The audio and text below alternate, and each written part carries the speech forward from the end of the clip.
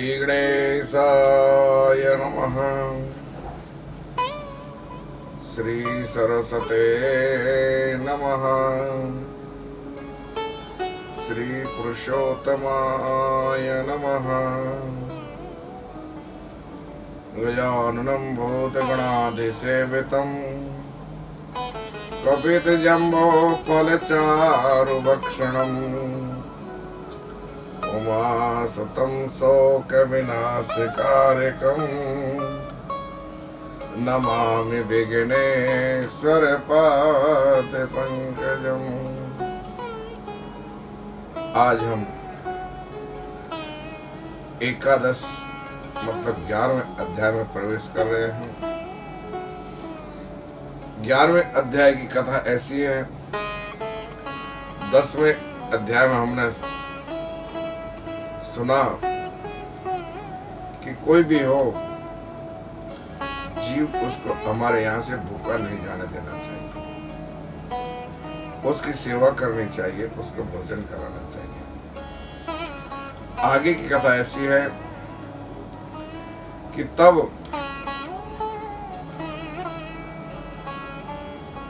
सूत जी महाराज कहते हैं कि हे मुनि श्रेष्ठो, वह ऋषि कन्या मेधावती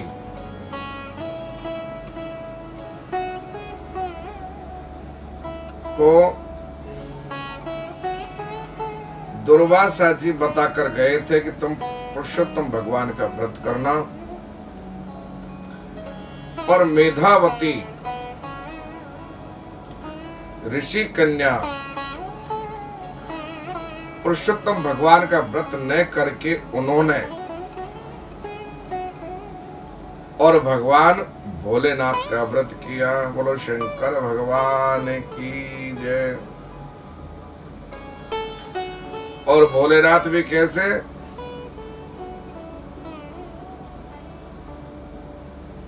पांच मुख वाले पंचमुखी भोलेनाथ का व्रत किया, उनके दुखों को निवारण करने के लिए।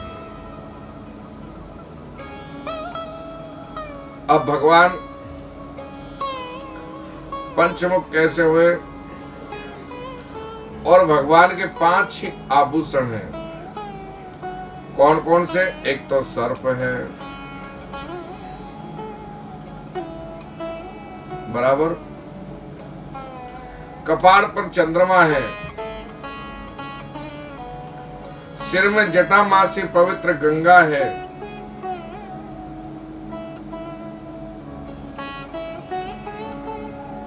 और ऐसे पंचमुखी महादेव का व्रत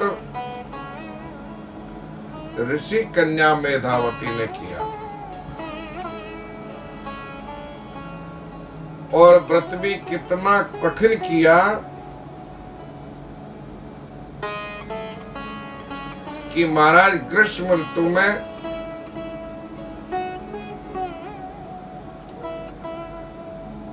सर्दी में और वर्षा में, गर्मी में धूनी लगाकर चारों तरफ अग्नि बिछा देती और बीच में बैठ के तप करती। सर्दी में शीतल जल में, ठंडे जल में बैठ जाती, तब भक्ति करती। और चौमासे में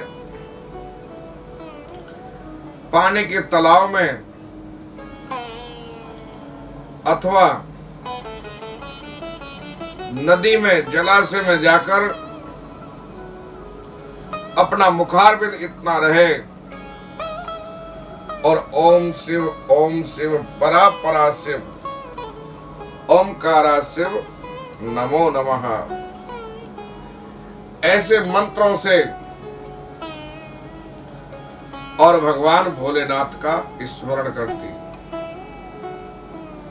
बैठने के लिए दर्भ का आसन, और महाराज भोजन में मात्र फलाहार और फलार न मिलने पर मेधावती वायु का आहार कर कर ही वो व्रत को किया। बोलो शंकर भगवान की जय। इतना उग्र तपस्या देखकर और इंद्र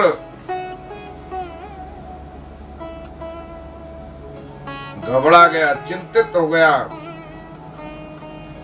कि मेधावती और भगवान भोलेनाथ का व्रत इतनी कठिन तपस्या से कर रही हैं।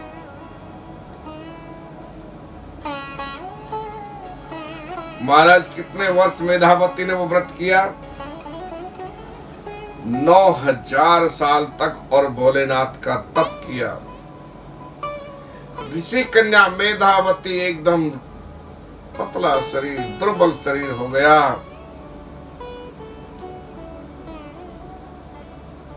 फिर भी भोलेनाथ का स्मरण नहीं भूली और प्रार्थना करने लगी, हे पार्वती पतिदेव, हे भोलेनाथ, हे दीनों के दीन, हे शंभो, हे महादेव, मैं आपको बार बार नमस्कार करती हूँ। त्रिशूलधारी, त्रिनेत्रधारी, मैं आपको प्रणाम करती हूँ। संसार सागर में जो जीव डूबा हुआ है उसको निकालने का काम एक आपका ही है महाराज। मैं आपकी शरण में हूँ। आपने जैसे बाणासुर अलर्क राजा को की पत्नियों को जीवन दान दिया, हे प्रभु, आपने भक्तों को शस्त्रों से संहार होते होते बचा लिया। और मैं क्या कहूं प्रभु,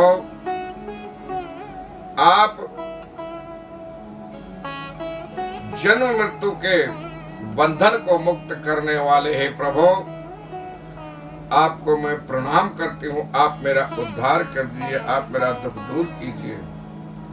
हे प्रभु, आपने दक्ष प्रजापति का नाश कर दिया,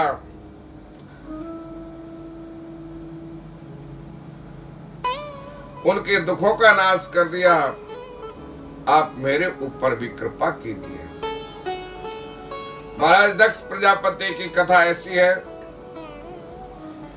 दक्ष प्रजापति भगवान श्री भोलेनाथ के ससुर थे। दक्ष प्रजापति को अहम था। देखिए, जिसको पदवी का अहम मिल जाता है वो अहंकार में डूब जाता है। दक्ष को ये अहम था कि मैं यज्ञ का अधिपति हूं। उसको यज्ञ का अधिपति बना दिया था देवताओं ने। और दक्ष प्रजापति के दामाद थे कौन? भोलेनाथ। इनकी मना करने पर भी सती नाम की पुत्री थी, उनका विवाह भोलेनाथ के साथ में हुआ। तब महाराज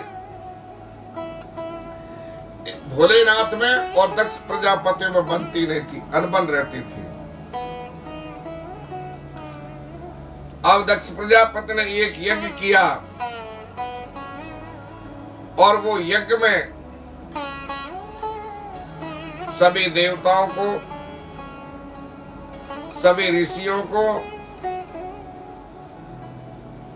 आमंत्रित किया था, पर मात्र भगवान भोलेनाथ को आमंत्रित नहीं किया। इधर से कैलाश पर्वत से विमान होते होते उड़ते उड़ते और दक्ष प्रजापति के वहां जा रहे हैं। तब नारद जी महाराज वीणा बजाते बजाते और कैलाश पर पहुंच गए। नारायण नारायण करते हुए वहां भगवान भोलेनाथ और मां पार्वती बैठी थी। सती को देखकर, देखिए जिसको निमंत्रण नहीं आता है ना, उसको आदमी ज्यादा पूछते हैं, भैया आप वहां नहीं जाओगे? अब क्या कहे? समझदार आदमी तो कह देगा भैया आ रहे हैं हम, कोई अपना दुख प्रकट कर देगा। परंतु मां पार्वती कहने लगी कि नारद जी महाराज,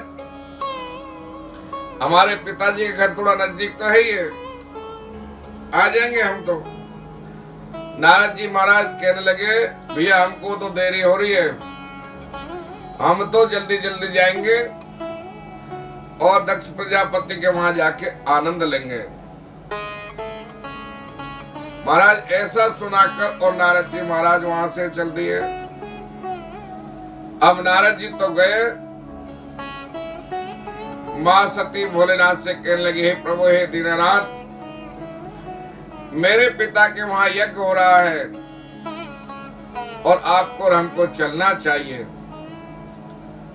भगवान महादेव कहते हैं, हे सती, तेरे पिता मेरे को देखकर घृणा करते हैं, मैं वहां नहीं जाऊंगा और आपको भी जाना उचित नहीं है, क्योंकि आओ नहीं आदर नहीं और नई नैनन में नेहे, और तुलसी ऐसे घर ना जाइए जहां कंचन बरसे में है।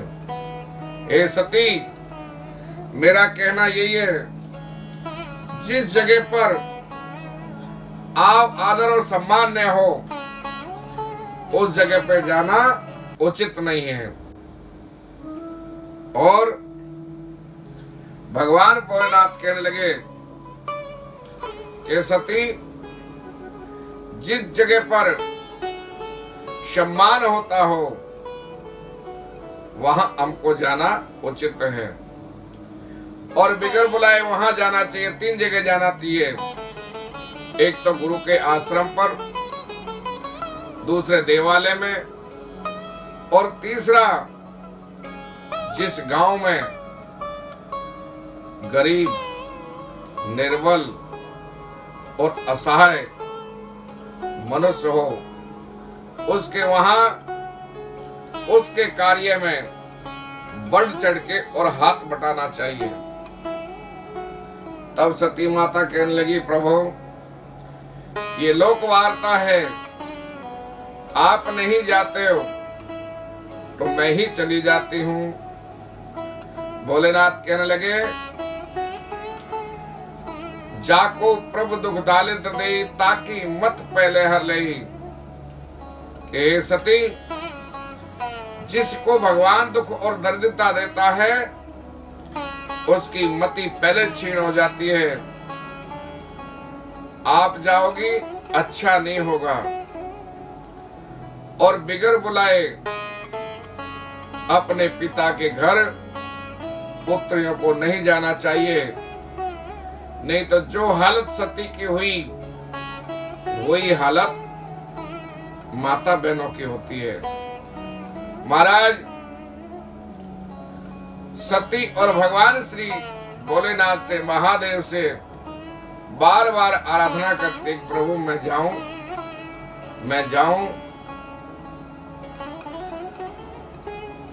मां सती ने भगवान महादेव का कहना नहीं माना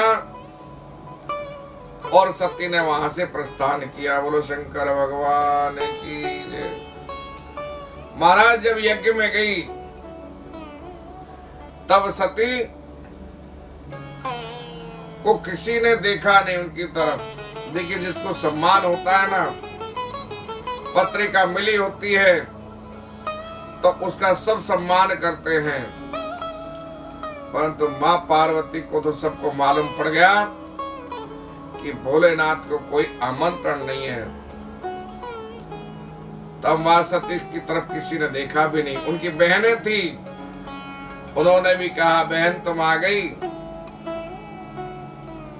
इतना कहने पर और सती को बड़ा क्रोध आया, परंतु क्रोध के वश में और सती चुप रही। मां मिली, मां को बड़ा दुख हुआ, परंतु मां अपना दुख प्रकट नहीं कर सकी। क्यों? कि मेरी पुत्री को आमंत्रण नहीं दिया, फिर भी मेरी पुत्री आई है महाराज पिता से प्रणाम किया। पिता दक्ष प्रजापति मुंह फेर कर और दूर खड़ा हो गया। सब तरफ देखा, मां पार्वती ने घूम घूम कर। महाराज कहीं भी सभी देवता ब्रह्मा विष्णु सबका स्थान यज्ञ में था, पर भगवान भोलेनाथ का स्थान यज्ञ में नहीं था।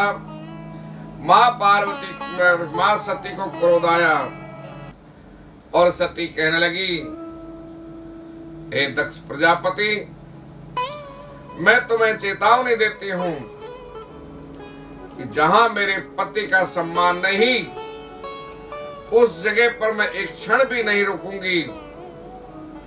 और आज तेरे ये यज्ञ कुंड में और मैं मेरे प्राणों की आहुति दे दूंगी। महाराज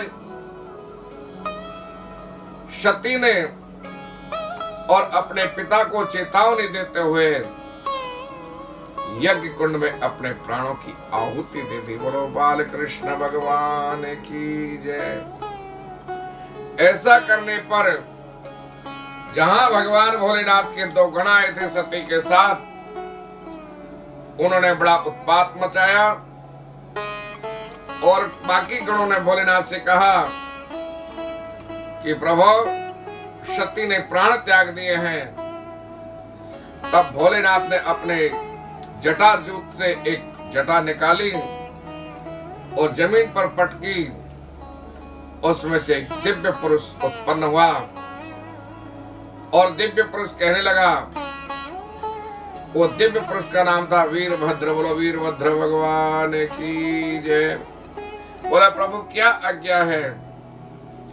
महाराज वीरभद्र से कहा भोलेनाथ ने, महादेव ने कि हे वीरभद्र, तुम दक्ष प्रजापति के वहां जाओ और वहां जाकर यज्ञ को विध्वंस कर दो।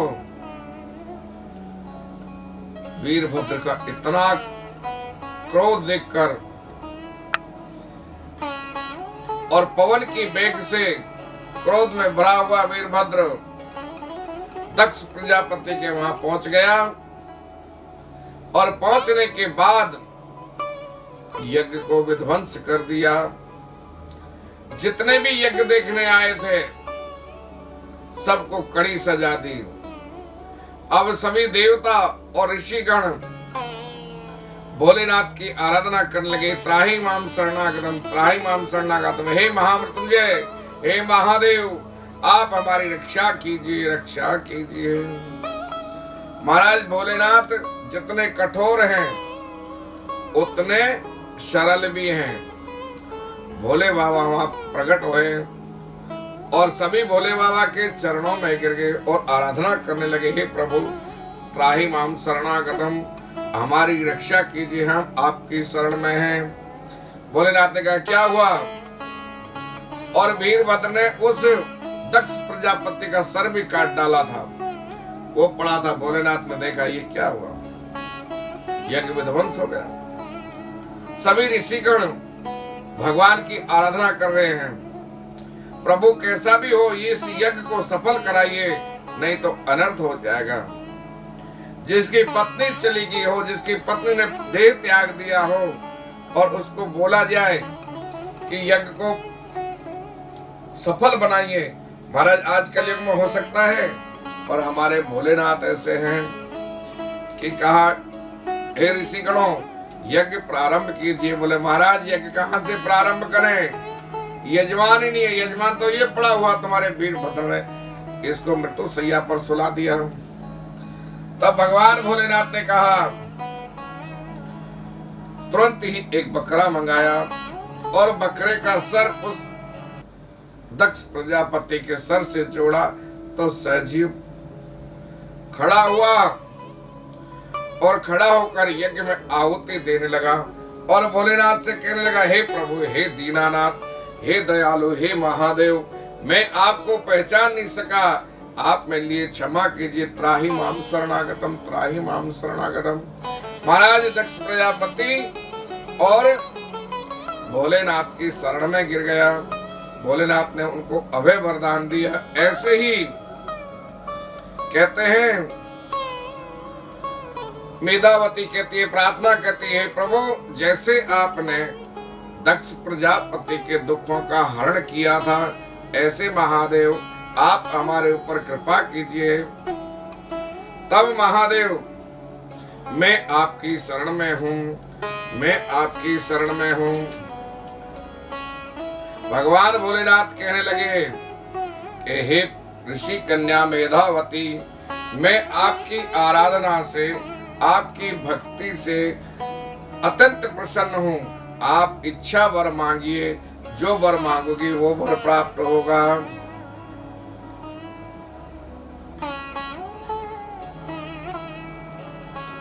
तब मेधावती कहने लगी, हे दीन दयालु, हे प्रभु, हे महादेव, आप हमारे लिए ऐसा वर दीजिए जो सर्वत्र गुण वाला पति हमको मिले।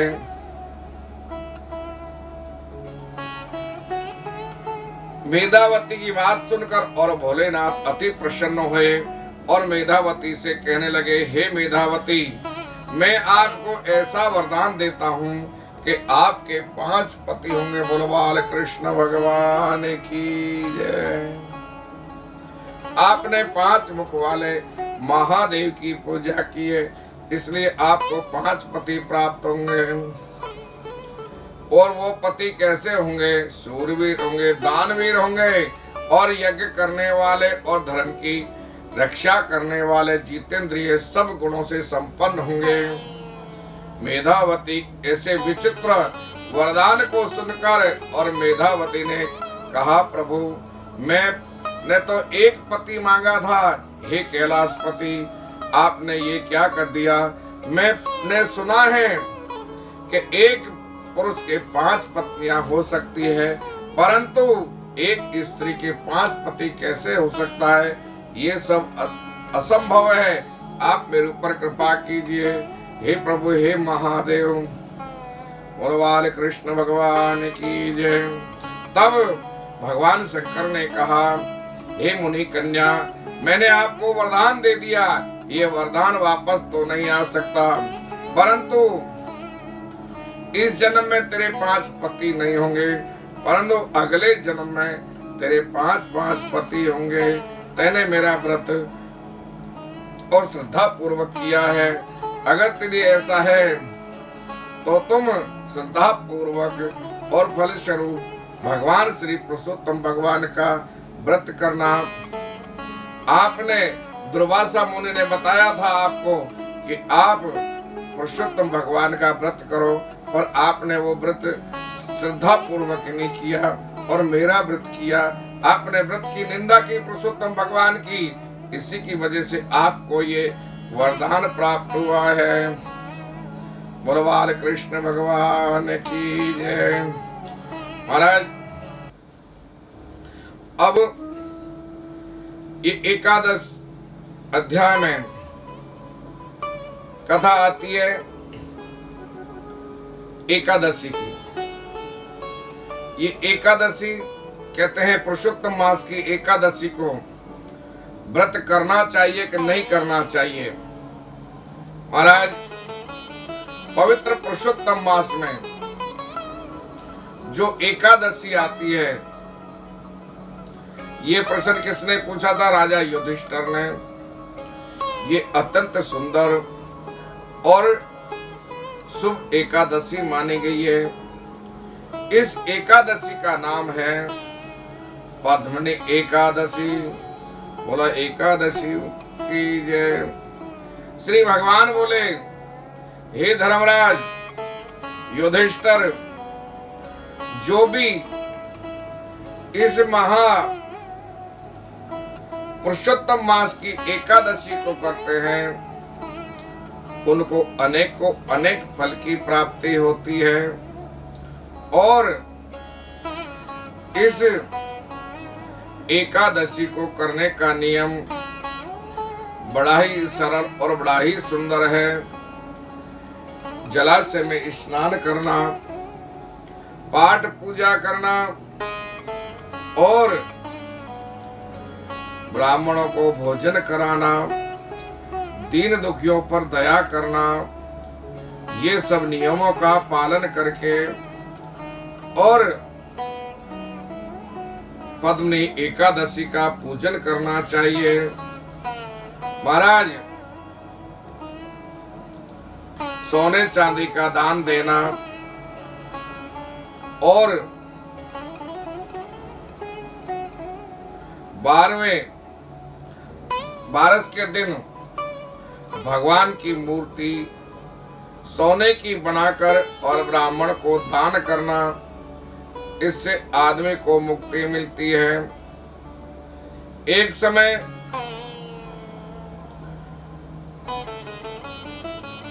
लंका के राजा रावण ने कृतवीर्य नाम के राजा को अपने कारागृह में बंद कर दिया था। महाराज,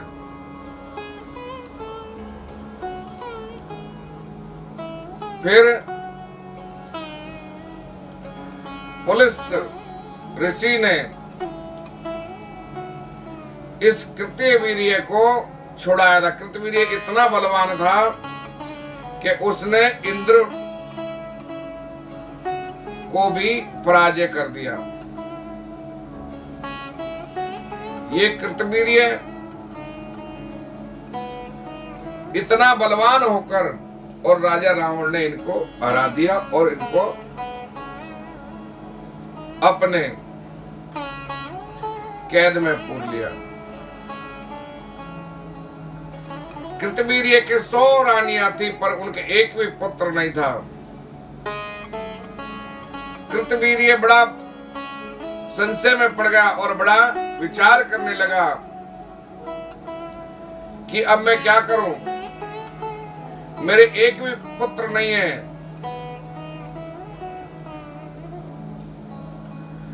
अब मेरा क्या होगा? तो राजा कृतवीर्य अपनी राजधानी छोड़ के, जैसे हरिश्चंद्र राजा और दान देने, ऋषियों को दान देना था, उनकी भरपाई नहीं कर सके, तो वो अपना राज छोड़कर और काशी में चले गए। रामचंद्र जी राज छोड़कर वस्त्र अलंकार त्याग कर और तापस वेश में वन में चले गए। ऐसे ही राजा कृतवीर्य महाराज अपना सर्वत्र छोड़कर और तपस्या करने के लिए वन में चले गए। और तपस्या किस प्रकार की कि हे प्रभु परमात्मा, मेरे पुत्र हो और पुत्र भी सुंदर हो और सुशील हो, गुणवान हो। तब महाराज 9000 वर्ष तक और राजा कृतवीर्य ने और भगवान श्री कृष्ण की आराधना की।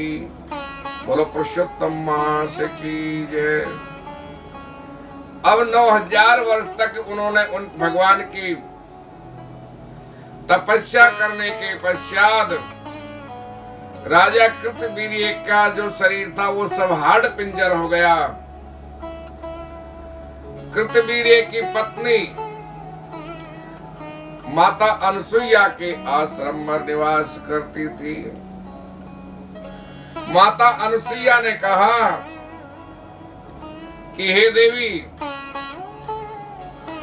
आपके पति कहाँ हैं? कृतवीर्य की पत्नी कहने लगी कि मेरे पति देव भगवान की आराधना करने गए हैं। वहां जाकर देखा तो महाराज कृतवीर्य का शरीर का हाड़ पिंजर मात्र में मात्र पुतला पड़ा हुआ था। तब अनसुईया माता ने कहा कि हे पुत्री, तुम जब ये अधिक मास आए तब पद्मनी एकादशी का व्रत करना और पुरुषोत्तम मास का व्रत करना।